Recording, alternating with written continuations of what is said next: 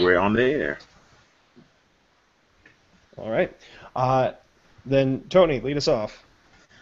Yo, minasan, Aniki Tony desu, or for tonight, I'll call myself Toku Brother, and welcome to Henshin.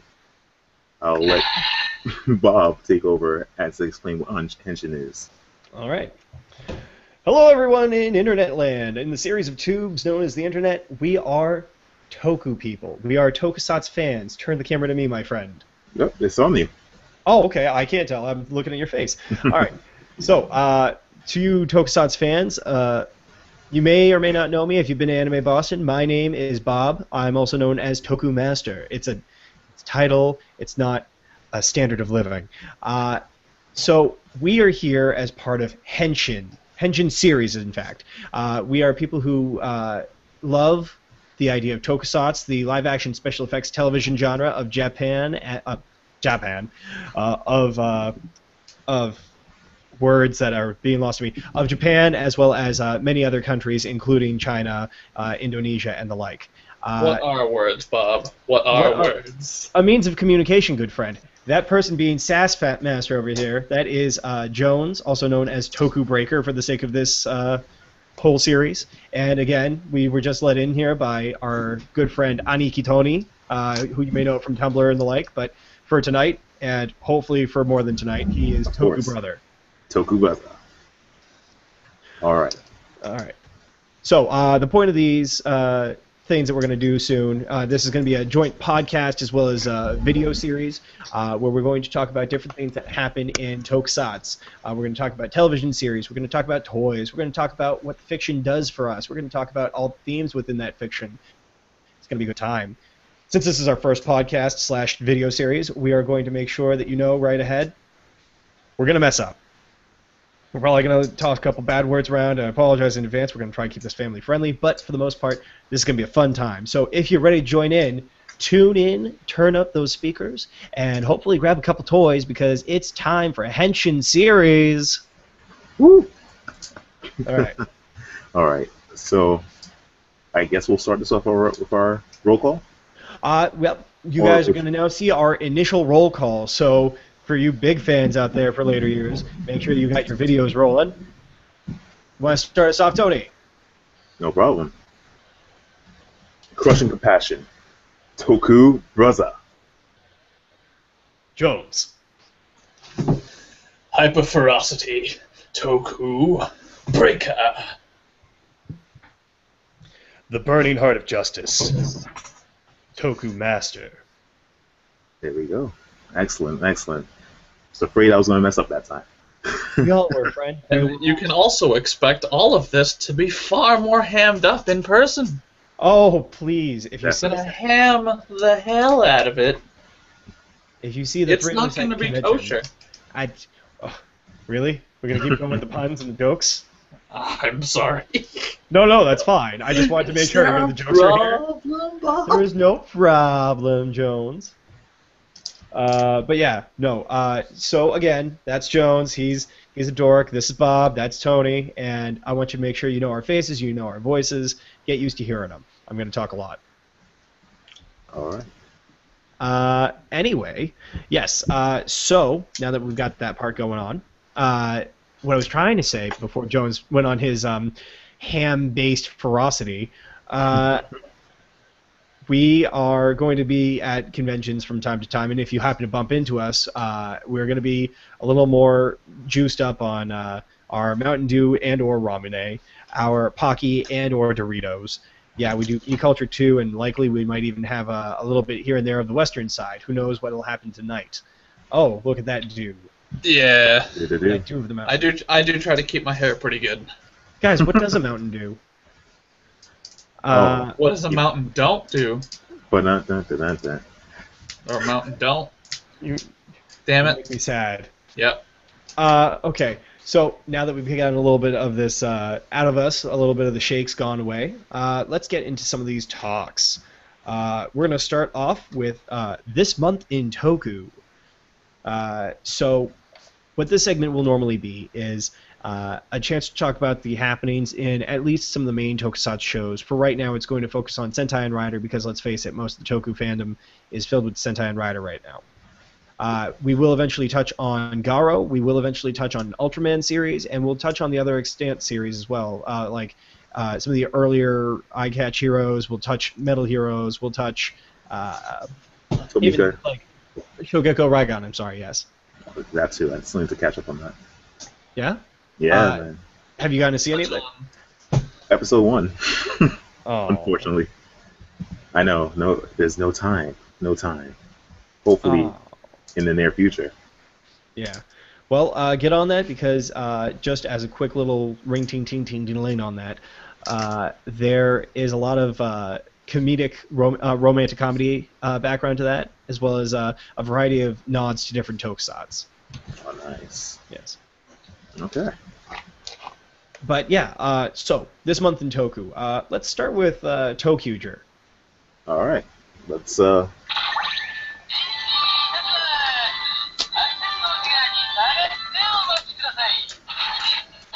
probably gonna mess up the sentence, but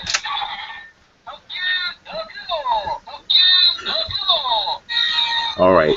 This past month in Toqger, basically, we've got to experience the abilities of Hyper Resha, the amazing combination of Kagura and Mio. Yes, I'm sorry. We're fans, but we also love to forget things. So yes, I would like to remember things. Trust me. It's just like almost like that's a thing in the show. What? No way. Oh. We've gotten to the point where we've seen Wright be uncool, apparently, and General Schwartz eating lunch with Wright. Not in that order specifically, but hey. Hey, it's a thing. All right, so why don't you tell us about the earlier part of the month, huh? Sure, no problem. So the rundown with the Hyper Russia, amazing episode, I have to say. It starts off with a shadow line of preparing, and to everyone's surprise, Wright isn't eating. What? Yeah, weird, right? He's surprisingly serious now about what he's doing, only to be gifted the Hyper Russia by the conductor, which is apparently choo-choo, shoo, according to him. They take the drill Russia into the shadow town. I'm sorry, not shadow line. Only to find out Wright's sick. Fever. What's going on here? His combat's too reckless. He's having thoughts that, what if I'm not strong enough to get my town back? Mm-hmm. To the point where he realizes imagination isn't just, I'm going to punch you in the face. It's more free. Yeah. And with this, he obtains Hyper Tokyo Ichigo. Enough to stay in a Shadow Town as a Tokuger, not for the 15 seconds that it requires. And I have to say, great episode. Yeah. You like that a lot? It was very, how to say it, doki doki. Oh, I felt excited to see Wright fight off with the Bishop and Zet, to only see him combat his dark with his kira, so to speak. Yes, yes. Great flush. I agree that was a good episode. I thought it gave us a lot to look forward to. The writer and a lot of the production cast is the same group that did Shinkenger, so I'm getting a lot of the same feelings for what's happening between Zet and Wright as I did for Takeru and Juzo. Nice. That sort of rivalry between the lighter side, the darker side, and the people that want to be on top. That feeling of I will surpass you is just spot on. Such a great series. And I'll move on to the next station. Sure. Station 28, Uncool But Cool. Madame Noir plays a big part in this episode, changing Wright against the Tokugers. Turns into a pretty huge fight, unfortunately, but at least we got to see Wright from inside the train. We got to see how obnoxious he is to the other Sentai members, even though he's a so-called leader. Mm. Because everyone's a leader in that show. Let's just get that straight. Between Wright not wearing his clothes in front of Miyu and Kagura, please, right? Please get it together. Hey, let's be fair. He was wearing some actually pretty lengthy boxer briefs, but Japan, tisk tisk. Pretty much. Yes. A fun episode, not to say the least, but... I'm sorry, I just want to recant that. It's not just Japan. Girls don't want to see boys in their underwear. That's gross and icky. What? Exactly. No way. But you were saying, I'm sorry. It was a fun episode, not to say the least. I enjoyed it more than... I can't even say that. I was going to say more than Toku 20, but that's a whole different story altogether. But that wraps up the first 2 of the month. Bob, would you like to take it over? Sure, why not? So, 29 was the episode where we saw General Schwartz come back after he'd been brutally tossed aside by Zet after his great transformation into the darker Emperor Zet. He has some sort of an agenda and goes to all people of the Toqgers for help. Shocking. Yeah, I know, right? It's a brilliant situation, honestly. ... You mean... I assume that was a light pun, but... It was a light pun. Excellent. It's a very light pun. You almost couldn't feel it. These are going to be bad. Anyway, yes, so puns aside, General Schwartz goes to the Toqgers looking to get their assistance in taking down Zed. And he doesn't really say much more than that. He's looking for revenge against Zet for taking Sweet Glitter from him and using her and supposedly killing her. He doesn't know anything about her still being inside him, possibly. That's all shush shush. But keep it under the rug. Yeah, kept under the rug, or the curtain, as it were. But yeah, no, the whole fight is actually against. I want to touch on this for a second. The bottle kaijin. Bottle kaijin is focused on wine, and I really like the idea of that. It's almost like Kamen Rider G. Oh, don't tell me about G. I miss G so much. He should have gotten a series. It was a good little eye catcher. But the idea of the kaijin was that it would offer one of its 2 wines, the red or the white. It would use a trope that it was almost like a meta joke of it would use an especially long way of describing the red or the white, and then would use the red or white attack. So let's make fun of all those super ultra mega hyper best of best punchy face attacks. He sucks. Or I never remember the name of the one from Car Ranger, but literally the longest name they could come up with for a single attack, and it's beautiful when they try to implement it. Off track. Thank you for catching that, because that's cars and trains right there, friend. There you go. But yeah. Anyway, really cool kaijin concept. Check it out if you haven't seen the episode yet. But Schwartz, in all his saying of him wanting to do good, turns on the Toqgers and takes their drill resha, which he still refers to as drill kudaida, and he fights them, steals it, runs away, because in at least a few more episodes he's going to bump into the Emperor and the other people of the Shadow Line and drill them some new face holes. I'm looking forward to that. I am too. But after that little bit of plot, we had to go to the next point. Oh, I'm sorry. Skipped a thing. We got to see that this Hyper Resha, is not going to be just for the red in this series. We saw Tokyo Yongo in his green suit wearing the Hyper Resha, so we know it can transfer to different people. This is important for the next episode. It'll be just like Shinken. Oh, amazing. Yes. I was so glad. I was hoping it was going to be like Inromaru. Same. And we got it.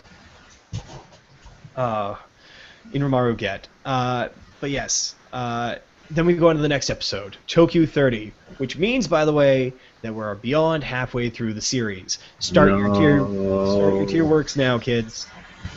Oh no, it's so sad. Oh.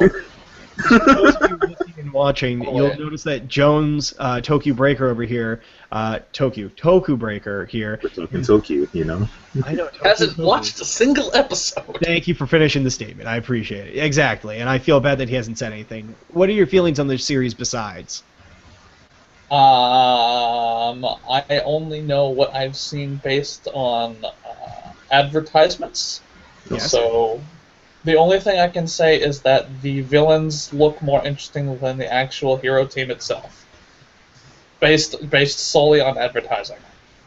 Yeah, I feel like this whole idea of imagination is kind of lacking on the suit design for the heroes, but went all out with the villains, you know? The villains, they're just train robbers. They are Western train robbers, or at least the grunts are. The grunts with the Kudo. the evil desperado train hijackers. Yeah. They're really neat cannon fodder. I do like them. But yeah, so have you shown any interest in watching the series? Nothing has particularly grabbed my attention for it. Yet. That's Yeah, maybe. I don't know. I like Super Sentai, but I'm trying to think. What have I watched for Super Sentai? Let's see. I've watched Gokaiger, Shinkenger, Gekiranger. I started Go Busters. I didn't finish it. Get on that. What was after Go Busters? Kyoryuger. I've watched most of Kyoryuger. I need to just sit down and finish it. Yeah, have fun with Dino Jesus. Dino Jesus. Wow. He went extinct for our sins. Oh no, we can watch and wait. But yeah. But yeah, so that is where I am on the Super Sentai spectrum. Hey. I am learning, as it were. As long as you're giving it a chance, you know? It's not a bad thing. Absolutely. And before I go into 30 and finish off Toqger for the month, Jones, I'm just going to say this. I have to stress, this is the production crew and writer for Shinkenger, one of the series that I know you liked. Shinkenger was pretty good. And there are a lot of similarities in the story structure. There are a lot of similarities in how you feel about certain characters. For example, this is the second time that I've loved a blue in my life. The first time was Ryunosuke. I have to agree with you there. Tokachi got me to the point where I want to cosplay him. You absolutely should. The only reason I got this is because of Tokachi. I'm not going to lie. If you don't do it, I'm going to jump you. Don't worry. It's going to happen. It's going to happen. I got my bets ready. It's going to be good. It's going to be great. Good. But yes, now, Toku 30. So, we get to have another memory come up. As Kagura is sleeping, she's having a dream, and she remembers a birthday of Mio's, and she sees in her mind the date. She sees that it's September 29th, or the 19th. There's a 9, and there's another 9, somewhere in there. I just saw it too, and I feel awful for not remembering the date, but then again, I'm bad with birthdays. It's okay. Anyway, because of this, now that she knows, and she knows that, it's almost funny, she knows that Mio will not remember her own birthday, she's going to do a surprise party, and she's got the rest of the Toku crew with her. They're all making sure that it's all hush-hush, while Kagura tries to pretend she's a patissier. She gets the look down, she doesn't get the taste. No. Oh. No. Exactly. Baron, please. No, gosh. What did you do? Well, he is a petitioner. No, he is a petitioner. I wasn't off. Bravo, not Baron. But Baron's actor is a patissier. This is true. I got a pass. I wasn't completely wrong on that. I apologize.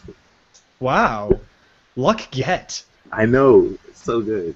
So good. Anyway, so. Aside from that nifty little tidbit that if you watch TVN subs, you can also pick up some of the little patissier bits that Baron's actor does. So check those out.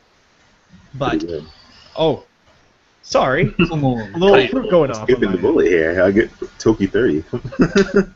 In a second. Anyway, so yes, Kagura goes and learns underneath a patissier how to do a cake for one day. And she's trying to keep everything hush, and she's trying to make sure this cake is perfect for Mio, because she loves Mio with all her little heart. All the while, Wig Shadow comes around and puts bird nest wigs on top of the rest of the Toqgers, and they have little chicks in them. And if those chicks die, so do the Toqgers. So it's a rough situation. Kind of rough. At least Akira's happy, you know. Animals are like his amazing. He's in love with this baby. Ichijiro. Oh. Oh, man. Yeah, but anyway.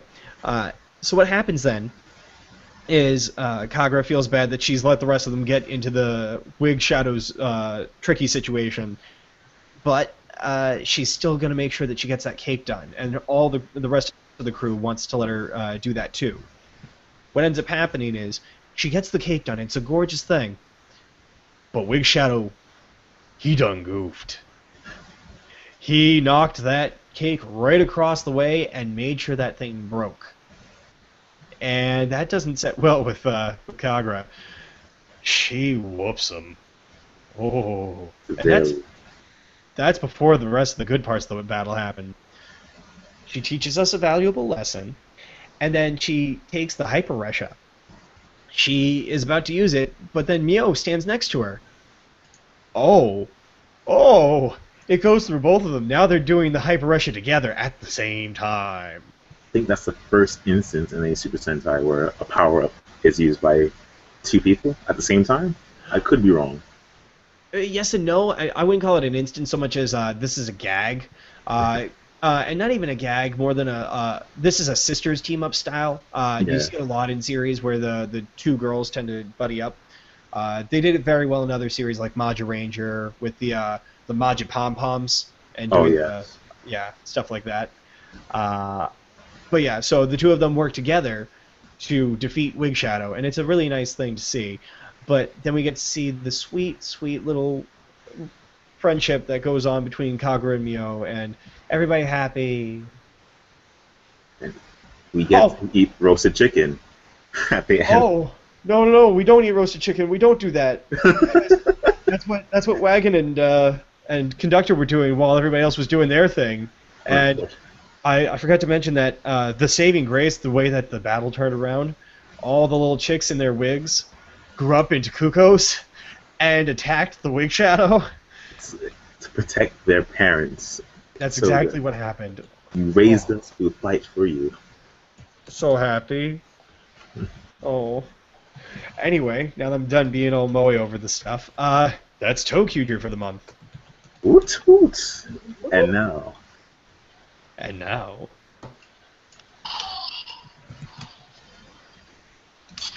But wait, there's more. There's more. I wish I could do that. I'm sorry, I was just going to say, I wish I could do that as well as my buddy Aaron. He has a face that looks somewhere in between Kota and Zack, but when he has the orange lock seed in hand and he opens the lock seed, he does the mouth thing perfectly from the second and third episode. Oh, it's so good. But yes. If only he was Japanese, he'd be perfect. I guess. But he does well enough. He looks well enough, and I'm trying to convince him to cosplay as Zack for Anime Boston, because he just looks perfect for Zack. Kurumi! Yeah. No, good. That was good. But guys, Gaim. Gaim. It's ended. It's ended. Unfortunately. It's over. It's sad. It's sad. Well, no, we have the movie to look forward to, which is good. True. But yeah. It was a fun ride. I can say that. Well, guys, drive the Kamen Rider. It's upcoming. Yeah. It's true. We're gonna have our own Henshin brace for him as well, which is great. Great. That's so good, because honestly, other than the toy that used it for Kamen Rider Black, I don't think we've ever had a rider that actually uses a main rider, excuse me, I'm going to make a caveat, a main rider that has used a Henshin brace. Because we did have, back in Hibiki, Zanki and Todoroki, they had their strummers on their wrists. True. We did have Zabiya as well. But again, not main rider. Yeah. So our first main rider. Yep. Wait, who else? Did you say about Black? So on Black or Black RX's toy back in the 80s, you had a little wrist mount. Yeah, it was the Black RX toy. Yes. It was basically, it was like a radio, basically. For whatever reason, there was like this big hoop antenna coming off of the wrist piece. This was the day back when radio control was cool because we didn't have LED connection. Yeah. Now we do. The future is now. Well, if you looked at the Kamen Rider Black Belt, that thing would react to television screens flashing at it. What? Oh. It basically had it wasn't quite a camera, but you turned it on. There was a switch that turned it to TV mode. So when little kids watching Kamen Rider Black, on Sunday morning, excuse me, suddenly the Henshin, Minami Kotaro, he's henshining, and those flashing lights on the screen, that would activate the belt, which would then start up the lights on it. That's pretty sick. I think it was called like TV Power or something like that. That's a really good. It was pretty sick. I think I buy it just for that gimmick and just look for old RX subs and just The RX subs are there. They finally completed the RX subs, by the way, Jones. I remember when we were. Oh, good. I have to watch some of that show. Yeah, I think I've downloaded all of it, so if I see one Saturday, by the way, outside of this whole podcast, I'll make sure that you get it off my massive external hard drive of a whole terabyte. But sounds good. I have so many shows. Yes. But back on topic. Back to Gaim. Final episode again. Speaking of which, it's significantly way too late, but it should be known. Spoilers are going to be happening throughout these podcasts. Just as a word of warning. Yeah, no, that's actually a fair statement. Yes, when we do these series, we're going to say as much as we can about these shows and series. So from this point on, from this very moment on, at the beginning of any of these podcasts, we will make sure to note that there are spoilers throughout the course of these podcasts, and that if you have any intent in watching any of the shows that are mentioned during said podcast, you should not be listening to the words we say, unless you're spoiler fans, like some of the other people in Henshin. There you go. What I'll do is I'll put a description in the YouTube video. Warning, spoilers, Yeah, we'll come up with something sort of like our good buddies over at Team 4-Star, how they do their intro to each of their videos, this series, Akira Fujiyama and all that jazz. We'll come up with something like that. Akira Fujiyama. Yep. Fuji. Yeah, I know what I said. Fujiyama making them. I can talk about those independent folk. I can talk about those people over there. But if I talk about Mr. Fujiyama over here, I know who I'm talking about. He might hear me and be sad and come and kick my American butt. Yeah. I messed up. I don't want to say I messed up. Stop. Toriyama's that huge nerd. Please stop beating me up with your Dragon Ball Z face. I know, exactly, right? He has blur fist. That's where he gets it. Mr. Toriyama, please stop Kamehameha waving me in the face. Oh, God. Ugh. I made awful faces for those of you who are listening to the podcast. But yes. Gaim. Back to the final four of Gaim. Back to Gaim. So, We're not ready to let it go. We're not ready to let it go. Take 3. There's not takes in this. We're just taking it as it comes. There you go. Go on. Anyway, the final four of Gaim. Let's start with the earliest of these four. That was when we had Zack enacting his master plan to try and help save the rest of the Beat Riders and the world by stopping Kumon Kaito from trying to take over and destroy what he thought was the villains that are humanity. Zack was under the not the disguise, but he was committing the ruse of. He was under the guise. Under the guise. Under the guise of the next Fies. He was letting Kaito believe that he was on his side so that he could get close enough to be able to destroy him by means beyond his own Kurumi Loxi. Because obviously he knew he was not going to win in a fight against Kumon Kaito, the Overlord, Lord Baron. We should also about Kaito. I think it's very interesting that he goes from being very. He's going in one direction with his character, very one-dimensional. With the whole, I'm all power. I just want power, power, power. Strength is the best, and I'm going to push forward with this. To then joining up with all of these folks. Yes. Developing relationships, and being a very I can't say interesting because the characters don't have significant amounts of depth to them, but like he becomes more enjoyable than okay, he's just the douchebag. But then, as the show goes, to being at the beginning. Well, I think it's because he was using the rest of the beat writers as a means to an end. And I'm sorry, Jones, but you've been kind of jumble face, so I kind of jumped in. He's actually Enter, if you didn't know. Oh. Okay. The sad thing is that Jones only knows part of Enter. Jones, I think you're back. You want to try and finish yourself off? No, I said exactly what I had to. Okay, cool. I didn't know if you were finished by the time the thing started jumbling. Yeah. Oh, okay. Well, all I was going to say was Kaito was using the rest of the beat writers as a means to an end because he still wanted to achieve his goals as a singular, strong being. And then, as we learn, use that power to take down the evils of the rest of the people in the world who had power, which is neat. I'm sorry. No, I was going to say, I like the fact that it's not that he's an evil character. He's experienced, I don't know if any of our listeners understand Kaito's backstory, if they have read it already, but from his tragic past, he understands that the people who grow strong in this world forget the compassion they hold. And in his mind, this world's imperfect. It can't be true. I'm going to change it. It's the world I need it to be. So. Well, it's a sad thing that he saw nothing but strength equals villainy. So if I become the strongest, I've lived strong long enough to become the villain, and I'll end the rest of the villains. Mm-hmm. So I mean that's an interesting way to look at a hero concept.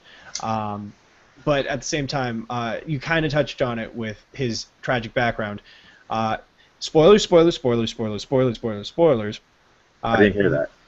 Yeah, exactly. The backstory that Tony was referring to is there's a written piece that mentions how in the novels Kaito was abandoned by his parents after their temple tree kind of got pulled by Yggdrasil. So he was left to the system to take care of him. And we all know that the system can be rough and dicey depending on where you are and who you are. So he got beat up, messed up, and had to try and find a way to live as a single person, believing then that the way to be strongest is to be alone, so your heart can't be broken, and stop anybody else who's having fun and happiness. That last part's an opinion. Spoilers end. Anyway, back to the topic at hand. Mm-hmm. Did anybody else want to jump in with the bit? Because I know I'm talking a lot. I still like the fact that the whole Kaito and Kota matchup ended up being, let's show off everything we've done so far in this entire series, which really doesn't happen at the end of most writers that we've seen, like with Forze, with O's, with Double, I think, as well. We didn't really get to see many form changes as Gaim has, but then again, Gaim's form change series was an amazing arrangement. Mm. If we've gotten maybe at least 3 combos at the end of O's, well, I'm sorry, we did get 3 combos, Tataba, Tajado, Patutatera. But if we had more I feel like I would have had a true ending, but that's just me rambling. Well, no, that's fine. I mean, the problem was that we weren't going to go through all of Coda's, and we only had the one Loxy left by story. We're getting ahead of ourselves. We're not talking about the episode at hand. Anyway, so yes, we know that Zack gets close enough, and he has the rest of the Beat Riders help him. He has Allren make him an explosive device that he then uses to try and assassinate Kaito. This is not your children's show. This is your adult children's show. Let that sink in for a second. Anyway, so, but we don't. We know that. I'm forgetting Kamen Rider Malika's out of character name. Minato. Minato, thank you. Minato becomes a human shield and saves Kaito, dying in the process, and she reveals her true feelings for him. And Kaito's response wasn't half bad. If it was me or the fruit, what would you? If I had the fruit, what would happen? You obviously are something else other than the fruit to me. Kaito responds. I feel like it was honest enough to realize, even if you did have the fruit, it's not a love I feel for you, but there's a camaraderie there. Yeah. Jones, did you have anything to talk about that little scene there? No, not really. I mean, it definitely. I almost feel like it brought out seeing a side that wasn't really touched on too much. Mm-hmm. Like we always got this. Oh, Minato she's specifically there to bring who she believes is the strongest to the top. Yeah. And that's all we've really seen until this very end spot where this gets, I don't want to say just kind of just shoved in there, but it definitely, it felt, I don't want to say it felt shoehorned, but it kind of felt a little shoehorned to me. I don't believe that. I always felt that she always had feelings for the person that she had an attraction towards power. Obviously, that much is shown. Oh yeah, no, definitely. But I think that was her finally coming to. Sorry. No, that's perfectly fine. I think that it was a chance for her to show her true feelings before she passed. So now we got to see her true motives as opposed to just, I'm going to be all, of course I'm losing the anime term for this, tsundere. I'm going to be all tsundere and act like I don't really care, but I want to see things work out for me. And now it's, I actually like you, you jerk face. Yeah. Yeah. So that's that. And just to quickly touch on that whole, not a whole lot of depth thing, to a degree it's true, but I mean we're looking at a many different character series, and we can't have super depth on all the characters at that time, you know? No, this is true. But like, I don't want to say it was. What do I want to say? It with all of the characters that we were given, Yeah. I think the only character who got any significant amount of real screen time that wasn't just time to go fight or time to go help was Michi. Well, yeah. I feel like he has the most like from the very beginning to the very end of the final episode, he has the most growth and change as a character. Not necessarily for the better, but... Well, no. He does in the end for the better, but we'll get to that. Yeah. The facets, though. He has more facets than some of the other characters. This is, like, even significantly more so than Kota, in my opinion. Kota... Kota... He is the main hero. Mm-hmm. His job is to save people for the sake of it's the right thing to do. Yes. And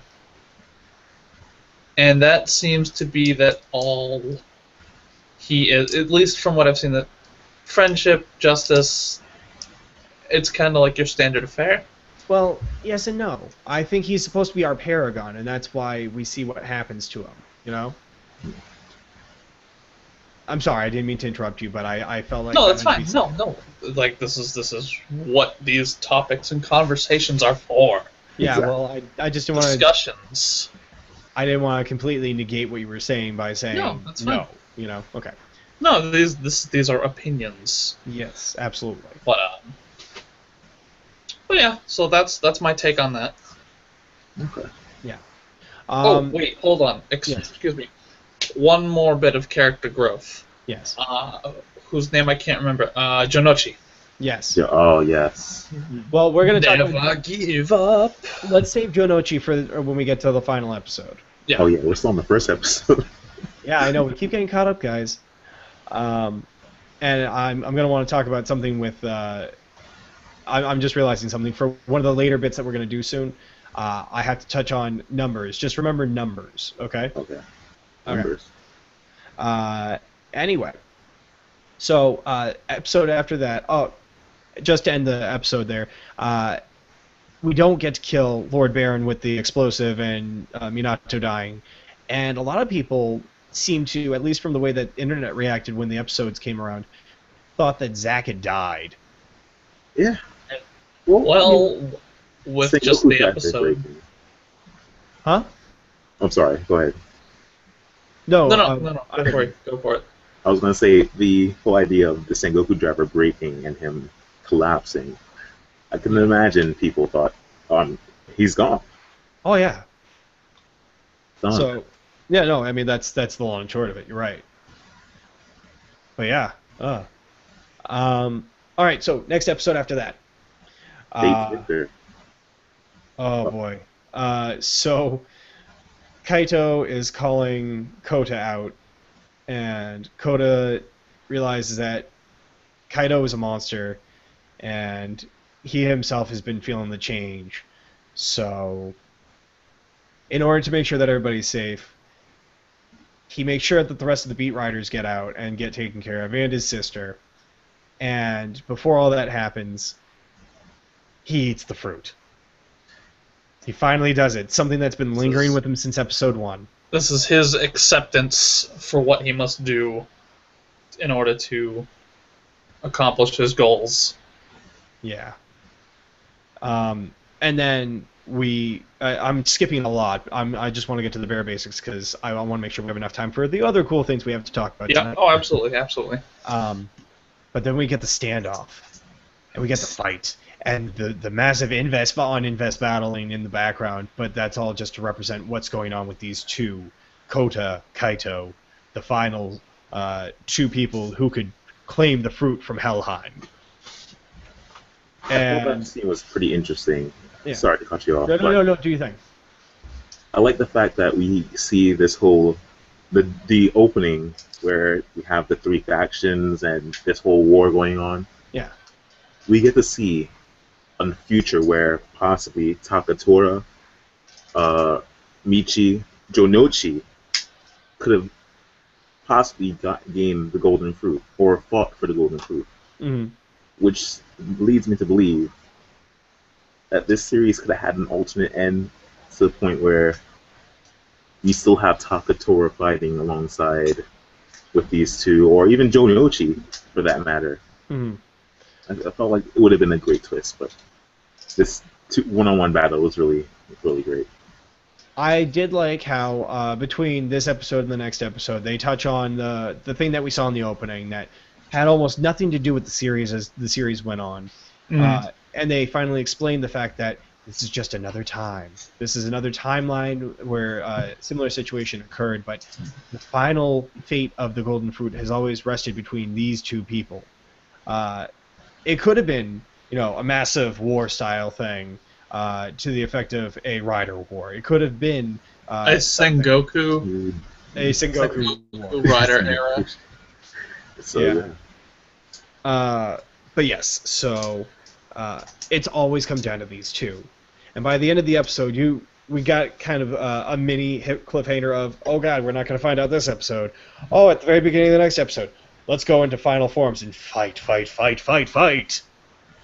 And sure enough, we get to see who the victor is. Do you want to take a guess at home, kids? Take your time now. was it Jonochi? No, it was Hase. Who's that Oh. Pokemon? It's Poor Kota. Hase. Oh, Hase. Poor Hase. Kota wins. God damn it, Hase. Hase, why didn't He you was, win? he was gonna be one of my favorites, and then all You that backed happened. the wrong horse because he was yellow in a Genrabochi bit. Yellow never survives in Genda Butchers. I didn't watch Madoka. Madoka. I didn't it's either. Quite fine. It's I quite saw like the fine. first 2 episodes of it. To be fair, this is a misnomered trope because the only thing that most of us know about with the yellow thing is that spoilers. In Madoka, the yellow magical girl dies, and that was based on the fact that spoilers. In Kamen Rider Ryuki, the Yellow Rider, most people refer to him as the Yellow Rider, the Rider Scissors, as far as color is concerned, he died instantly. Wait, he's brown. Yeah. He was related yellow by comparison of others. That's what a lot of people were relating to because Madoka and by way of Gaim were both based on Urabochi's love of Kamen Rider Ryuki. It's a really good show. I enjoyed it. And you don't really come Okay. up with a brown magical girl, so yellow became the color. It'll be like Shiken Brown of the Magical Girls show. Shinken Brown. Richard Brown! Maida! Oh, that's going to have to be a thing now where we should try and talk to Richard Brown at some point. Oh gosh. Oh god, that would be. I'd enjoy that podcast Yes. episode. Wouldn't that be great? Mr. Kaminari-san? We'll see That'd be if we pretty can. good. Yeah. Anyway, so Kota wins. And we get to see Mai come out from time and space to reward the victor. And Kota, he eats the apple, a very solemn bite.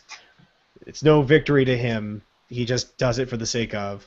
And Tony, did you take yourself out? Yeah. Yeah. Sorry, her background noise. Okay, fair. Thank you. I appreciate that. No problem. And he becomes godlike. You see this by the way of a physical transformation. And apparently blonde is a thing. But then You again, get Kurokage plate armor too. That's silver painted. He gets a combination of Kurakage, the chest piece. yes. I think he also gets pineapple arms on his legs. Does Probably. he? He gets like his leg armor. Yeah. I'm fairly certain was the pointy bits. And Okay. it could be an original piece, but I'm not entirely sure. Well, considering the production value that's gone into the series, I'm sure they had to reuse a couple pieces here and there. Oh yeah, no, definitely. Like what they did with what was it, Dark Ryugen or whatever you want to call it, Yeah. Pale Ryugen. Yeah. And then, by way of that, after the fact, what we'll see soon, the Kamen Rider Jam. Yeah. Granted, I don't know where the name Jam came from because I it's don't never explicitly said in the episode at all. That may have been just a Um, name that was tossed around. Perhaps Internet. like it was. Because we were also told that it was supposed to be the actor for Koda's brother that was going to be in it. But Yeah, no, that it was a rumor. not. That was a rumor that was thrown around and stuff. Thank you. But, So Jam might have been also a rumor name. yeah. Anyway, so yeah, Kota gets power. He and Mai are the first man and the first lady, and Sagara's like, "So, what are you gonna do? How are you gonna destroy the planet?" And he's like, I ain't destroying nothing. and that leaves Sagara to be like, "Well, what?" And so Kota shows his infinite wisdom, takes all the Inves, throws them onto a red planet that unfortunately makes me think of Saban's Masked Rider, and then plops them all there to try and pull the biblical part into this too, of the idea of Adam and Eve being tossed from the fruitful garden into the dark and scary world of the outside. So that was interesting. Mm. But it shows that Kota cared so much for his people that he was willing to exile himself and the person that he cared about to a different world entirely, to possibly not live, just to make sure that everybody else did. Right. That's neat. Kota, the Orange Savior. Yes. Yes. The Citrus Warrior. The Citrus Warrior. He grew up in the past 45 episodes. I mean, from without a job to being a god. I mean, hey. Yeah, and even his sister says at the end of, or during the final episode, that he finally found his path, going from being part-time job worker to, oh my god, I'm as close to a god as you can be inside this world. It's pretty neat. It's kind of a jump in your pay scale from I need money to I never need a thing in my life. Just saying. It works. But that brings us to the final episode, guys. Who wants to talk about the final episode? I can start it off. Please. We're basically set 7 months in the future after all these events. We see Michi feeling regret. Oh, by the way, Takatoru is alive. Yes, we did touch on that at the end of the penultimate episode. Yes. Yep. Takatoru's alive. He's alive and well. Revived by Kota, no less. So Thank God. You mean thank Kota? Ah. We get to see Jonochi feel regret because he can't find Hase anywhere. He's actually Oren's apprentice now. Well, apprentice. He's up in scale to the point where he's baking such amazing treats that Takatoru was like, compliments to you, Oren. No. Him. And we hear Never Give Up play in the background. Yeah, him in the door. This was all of my doing. No! I will not have this attitude. So good. So good. And then we get to the point where Zack is alive. Like, well, I'm sure we talked about last episode. Yeah. Zack's alive. We saw that at the end of the penultimate episode, too. Yeah, that's true. It's a little injured, but... But Zack has grown up so much from being the little douchebag that he was at the first episode to being a beat rider leader, basically, or beat dancer. I don't even know if you consider them rider anymore. Well, they were beat riders before they had their armored rider abilities. True. We have all the teams as one huge team, which is amazing. Yes. And like I stated, Michi feeling regret, going through where they're dancing, feeling like I don't belong here. He barely talks to Takatoru during breakfast. I can imagine the guilt he feels. Mm. But while all this is taking place, surprise, do you remember that one Invest monster? I don't even think it was Invest. From where Michi and Takatoru fought? You're talking about the locust. Yeah, that locust. That was a movie special one. Yeah, he was out of the Golden Fruit Cup, I think. It was before that. He shows up in the movie before that. Yeah, episode 37, I think. The Takatoru. That's the lead-in into the movie. That's what it was. Okay. Which, ironically, that design, it's very Kamen Rider. Yeah. I'm sure that they were... I'm sorry. No, you're right. You can... It's based off of Rider. Well, I was going to say, it looks like it's very much based off of the bodywork of RX. Yeah, it feels like it. So he appears again. Yeah. And along with this girl, who's apparently using a black apple loxy, darkness apple, I should say. It's Kogane from the movie. Sure, the golden apple. It's no longer golden because Kota has the golden power now. I mean, things were robbed, things were taken. Hey, now he's back for revenge in this penultimate finale of the entire series. Exactly. He decides to take over this young girl. Yep. And use her body to transform into Kamen Rider Jam. Ah, That's what we'll call it for now. Jam. Which is like it. They never even say jam. We don't. I don't think so, but Well, then again, even though they don't say it, that might be the name of the character, because if you look at the attacks during the episode, there's a lot of splatting that goes on.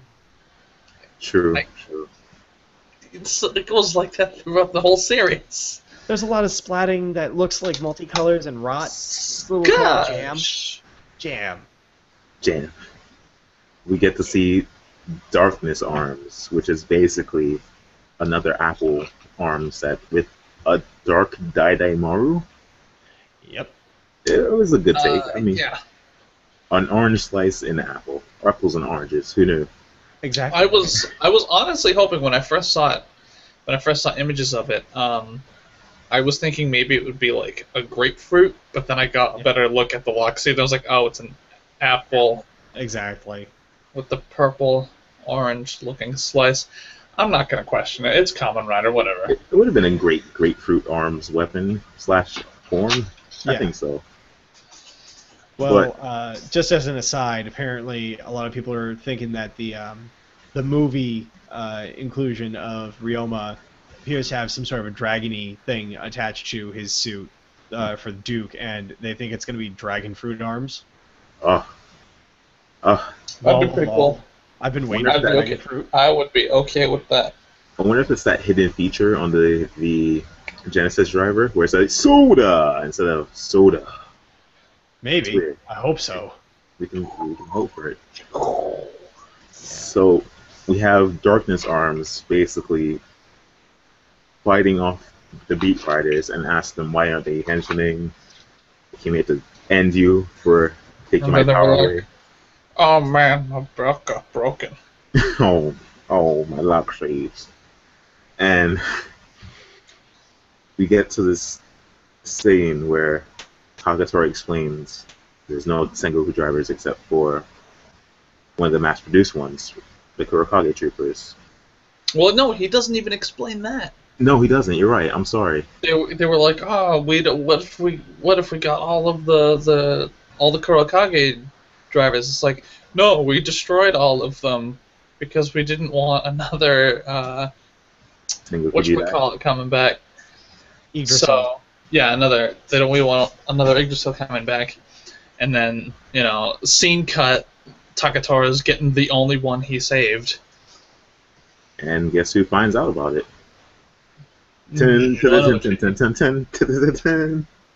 Janochi. Yeah. Asking what happened to Hase. Fortunately, taken down by armed riders, new generation rider, Sigurd. Yeah, he didn't even say that. He just says Yggdrasil took him down. He turned into an Invis, and Yggdrasil took him down. Not even an I'm sorry, this is what happened. Yeah, it's like ripping off a Band-Aid for him. Yeah. And he feels that guilt. Because That was on him. it kind of was. He pushed Janochi, he pushed Hase to that point where I don't need you. You don't need to be a part of my team. You're just a stepping stone for my Beat Rider team.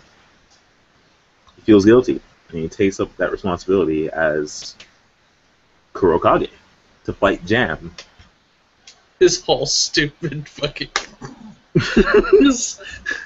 Oh, you're a stepping stone for my team, which consists of like 3 girls And he doesn't go back to them. But you who know are what? nothing but fangirls for this dude, but I don't know why.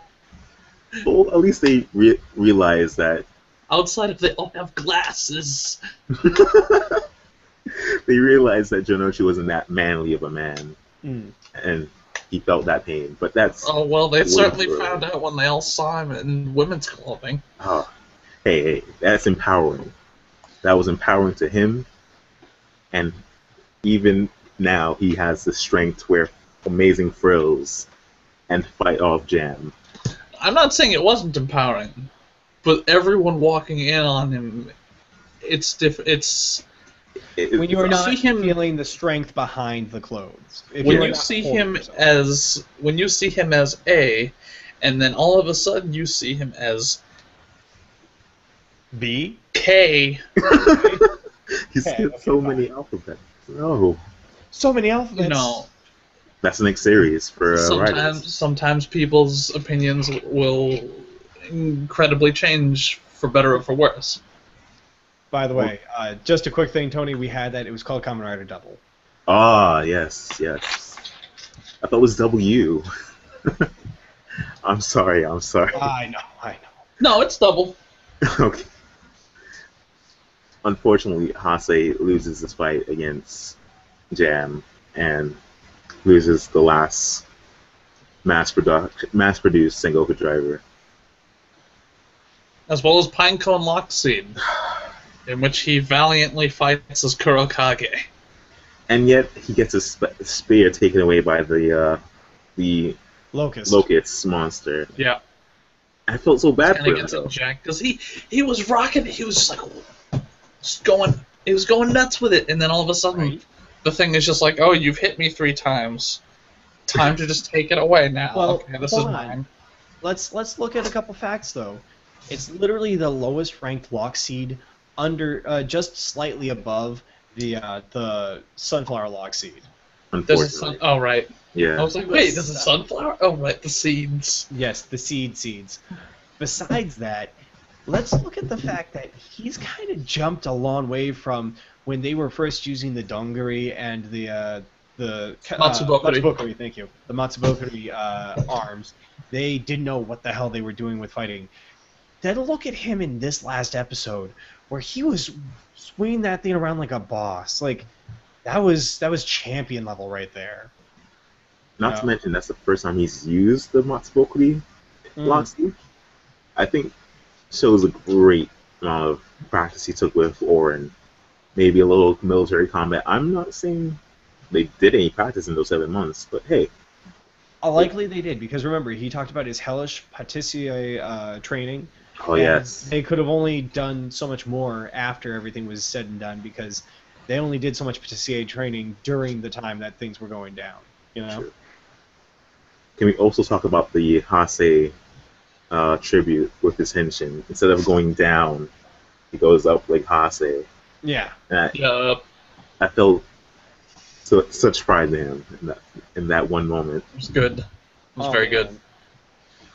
But their ship, that fan ship, it's sailing so hard. Dude, it's such a good shape. I ship it. That's how good it is.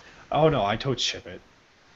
And then we have him losing to the Jam and the Locust monster, only to be saved by our favorite great dragon, Ryugen. Jones, do you want to take it from here? Because I do want to give Jones a chance to talk. Yes. Take it from there, Jones. Do the thing.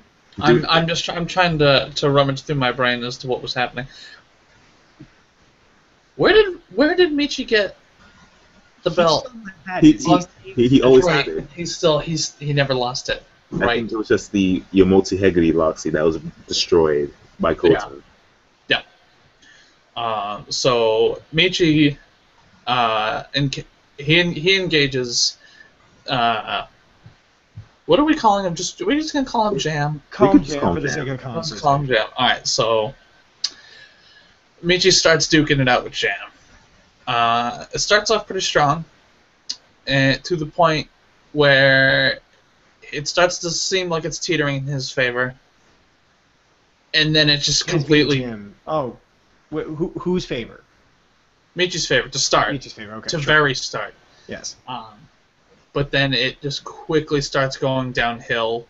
You know, his gun gets knocked out of his hands. He's getting tossed around. Like he's like 30 feet away from his weapon. He can't do anything. All hope seems lost until. Well, remember, he's getting stomped too. Don't forget, the Locust is stomping him. Literally stomping him. Yes. But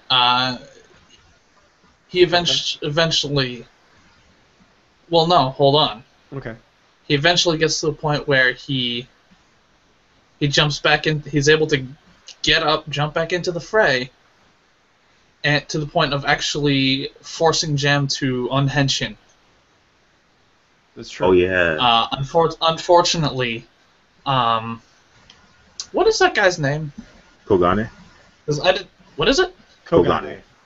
Kogame. Yeah. Kogane. He pulls the you can't hurt me because I'm possessing a human. Yeah. So thus forcing Michi to unhenshin, and then Michi then begins to get the crap kicked out of him by Locust. Mm-hmm. And then something happens in between that and Kota showing up, doesn't it? He hears him in his head. That's all. Yeah. Yeah, You might be thinking about the very beginning of the episode where we saw the Michi flashbacks. maybe. But anyways, so Kota calls out to him. He's like, "Hey, don't give up. You can still do this." As he, ports in a giant golden apple orb, just floats his way in. He picked up on meteor style, that's all. Yeah.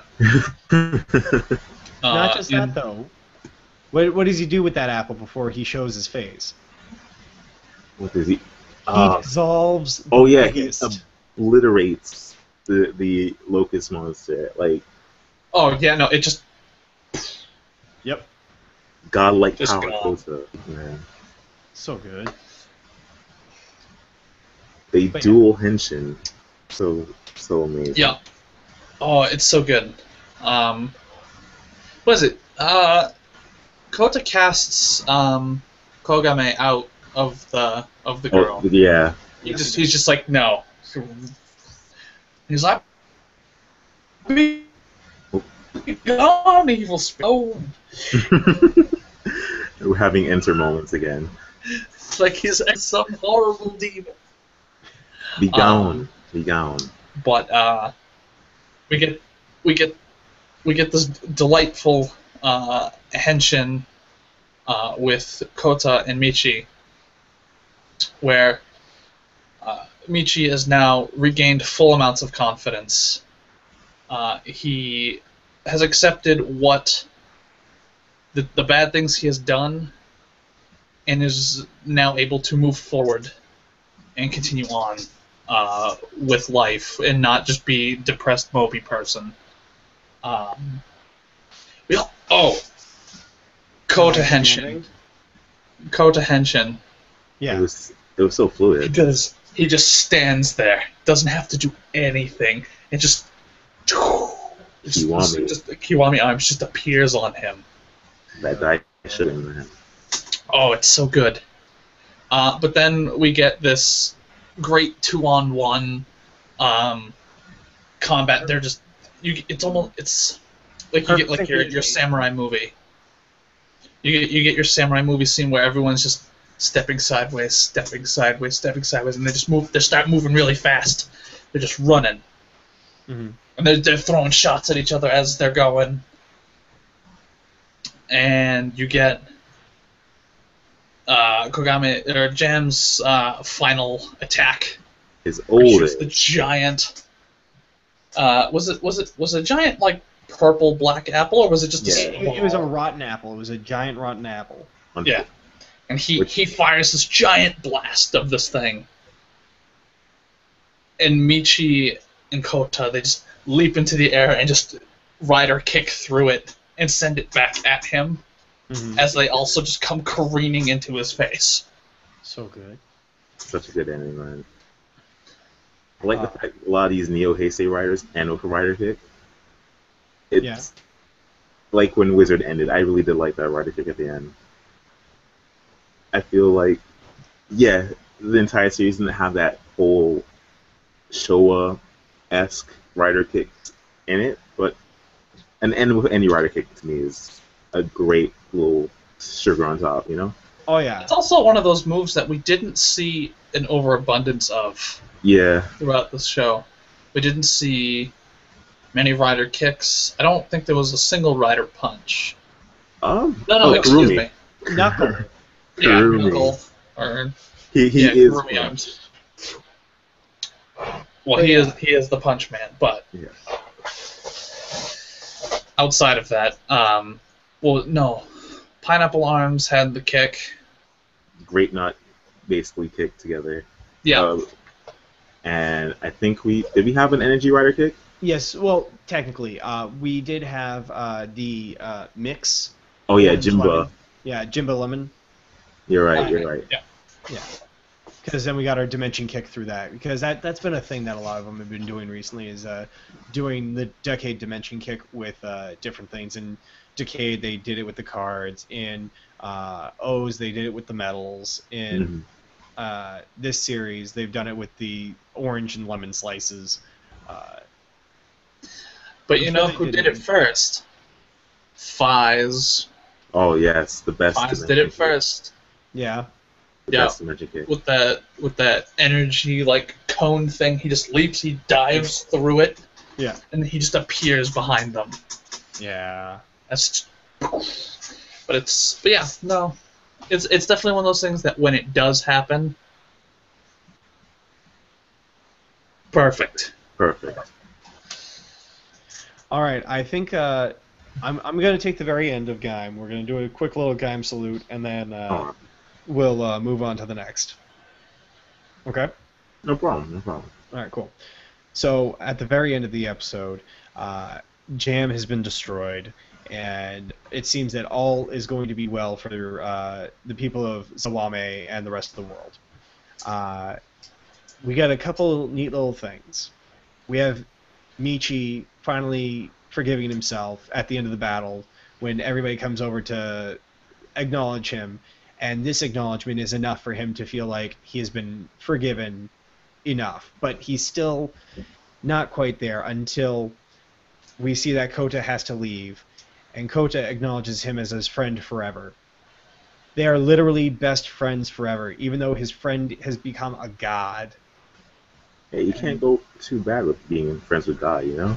Yeah, it's true. It's true. So that we finally get to see Michi get his final piece in the series, and that's nice. Besides that, we also see a scene where these two kids, one who has a mohawkish hair and a vest and a red shirt, and then another kid in a plaid shirt and tousled hair, see this giant tree covered in different temple ornaments. They call over their Nesan, Nesan, and this girl dressed all in white with long black hair comes over, acknowledges the tree that's grown, and teaches them to dance. These are all allegorical people to represent Kaito, Kota, and Mai, respectively. Kaito looks on to see that people have gotten to start anew, and Mai tries to show that this is the best thing possible. But obviously, Kaito, he's not sure to still trust this, even though he's dead and doesn't really have a say in the matter. Yeah. Yes, I'm going to be that heartless people over the intertubes. But we should mention that when we say that this tree with all these shrine ornamentals on it, this is the tree. This is the tree that was taken away prior to prior to the series. This is the tree that was removed from Kaito's home. Yes. Assumed to possibly even be the place where he had died. That big empty lot. Oh yeah, that's right. Wasn't that where the final battle was? I'm not sure. I had that feeling, but at the very least, we can all assume that both Kaito, I'm sorry, not Kaito, that Kota and Mai dropped it there as a gift and as a keepsake, a remembrance token for their lost Kaito. Rip Kaito. Rip Kaito. To which Kaito still responds to Mai that she is truly strong. Yes, and that's very good. And we see that Kaito acknowledges that there's the possibility that there is hope for humanity. He's still a little wavery on that, but there's hope. And we also see that the red world turns blue. Yeah, the red planet that Mai and Kaito have made their new home to start a new civilization on is now far better. Yes. As they've started it is improving rapidly. Which is great. So, and that brings you hope. for the end of the series. And that closes the chapter on Gaim. Yep. And then we instantly get an advertisement for the Sunday. Yep. Kamen Rider Drive. Drive the Kamen Rider. Which looks pretty great. I'm excited for it. Yeah. I'm intrigued. I do like the idea of Machine Chaser. Yeah. Yeah. I think some of the gimmick for the show for his different forms and stuff. Yes. Some of them I like, some of them I don't. Like you see that main tire that goes across his chest. Mm-hmm. His gimmick is he's going to be changing out the little cars on his wrist piece, which will then change the tire, and that gives him different properties, which is neat. But then there's that goofy as hell monster tire. It's just this green tire that he gets these 2 hubcaps for. The spike. And like the top of it, like looking at you that way is like a monster eyes on top of a head, and it's just these 2 hubcaps that he just claws at you with. Like he just holds on to them. It's just like it's so stupid. Well, I'm gonna have to talk about my thing now. Do you remember Numbers People over the internet? Yeah. Okay. I know what you're about to talk about. But go on. So, for those of you who have been watching closely with the past start of the Neo Heisei, we're going to claim that the start of Neo Heisei was with Decade. Keep in mind, this is a theory. This is a theory that I still hold to be very likely true. Watch this. With Decade as 1, we use a single card to bring forth transformation. With Double, we use 2 Gaia memories, 2 USBs, 2 people, 2 people, 2 everywhere, to represent the number 2 in that series, which should make sense because we've called this series Double. Not so big a deal. Then we go to O's. 3 is a big number in O's. You count the medals, 1, 2, and 3. Yep. 3 make a combo. 3 major people inside the progression of the story between. We have AG, we have Ankh, and then we have Hina. Yep. So those are 3. 3 is a big number. Then we go to Forze. 4 is a big number because we have the 4 limbs, the arms and the legs. We have the therefore 4 slots to use inside our belt. We also have 40 because this is the 40th anniversary. We a lot of 4 going on. 4 is a number. Wasn't there also 40? 40 switches. Switches, yeah. So 4 is a number. Then we go to Wizard. 5 is a number because we have 5 as in the hand. We have the twist table hand as our belt. Mm-hmm. We constantly are trying to grab towards hope. The hand is a thing.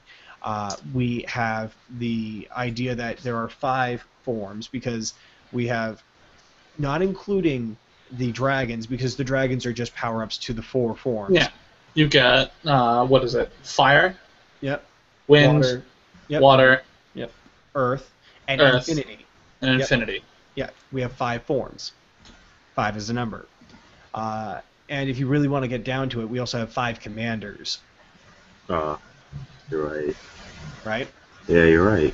Then we go to Gaim. And now I'm sure you're going to ask, why is 6 a number? Well, is it orange 7? Orange is 7, but look at the shape of your lock seed. When open, it looks vaguely reminiscent of the number 6.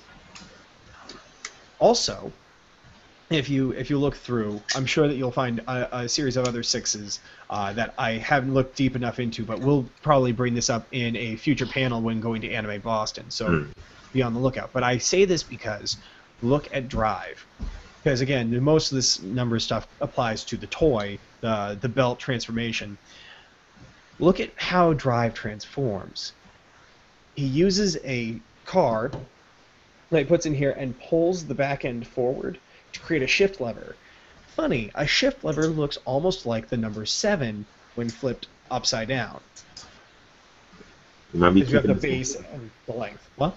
we might be keeping this number motif throughout, I would say, maybe Awesome. 9. I think that we will have it for at least up to 9, if not 10, because we're going to get through the next 10 riders, likely involving a number. They will probably find a way to include that number when we get to the final part of this 10 length. Yeah. And now also, we'll probably, I'm not going to say this is no guarantee, with Drive, we could possibly see at least 9 forms for him. Because 7's the number. Excuse me, seven. Because we've already been shown, like, at least 3. Oh no, there's gonna be too many. There's gonna be too many of the cars. There's supposed to be like 40 or something, 30 or 40 some odd cars. Oh, really? Yeah, there's a dumb number of cars. I think that's just the now, do tire those work piece. as actual, like, car toys? Yeah, but it doesn't mean that there are going to be a bunch of different tires. Yeah. Rather, I'm sorry, not tires. The types. Tire form.